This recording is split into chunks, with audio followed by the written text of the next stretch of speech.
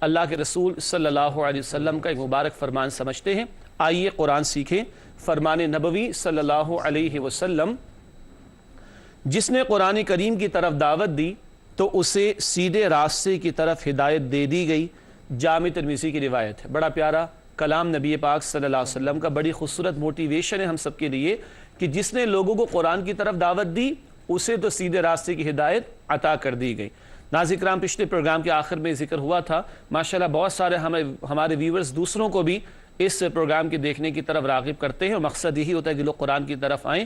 تو اللہ کے رسول علیہ السلام بشارت دے رہے ہیں، جس نے قرآن کی طرف لوگوں کو دعوت دی اس کو سیدھے راستے کی ہدایت عطا کر دی گئی۔ آگے بڑھاتے ہیں بات کو اور آج کی زیر مطالعہ آیات کا ترجمہ کرتے ہیں۔ سورہ النساء، سورۃ النساء آیات 1 تا 3 کا ہم مطالعہ شروع کر رہے ہیں۔ آئیے ان کا ترجمہ سمجھتے ہیں۔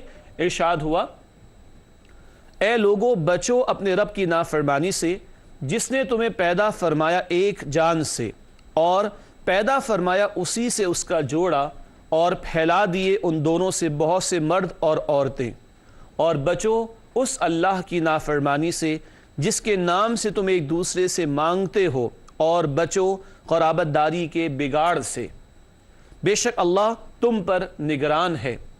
اور دے دو یتیموں کو ان کے مال، اور نہ بدلو اپنی ردی چیز کو ان کی عمدہ چیز سے، اور نہ کھاؤ ان کے مال اپنے مال سے ملا کر، بے شک یہ بہت بڑا گناہ ہے۔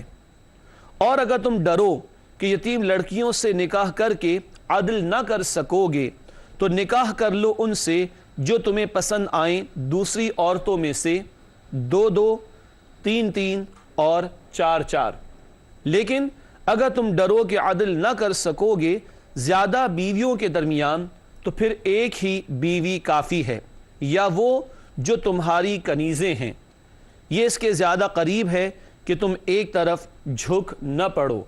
ناظرین کرام، یہ ترجمہ سورۃ النساء آیات 1 تا 3 کا۔ بات کو آگے بڑھاتے ہیں اور چلتے ہیں ربط آیات کی طرف۔ پچھلی سورت سورہ آل عمران کی تکمیل ہوئی تھی اور اب سورۃ النساء کا آغاز ہے۔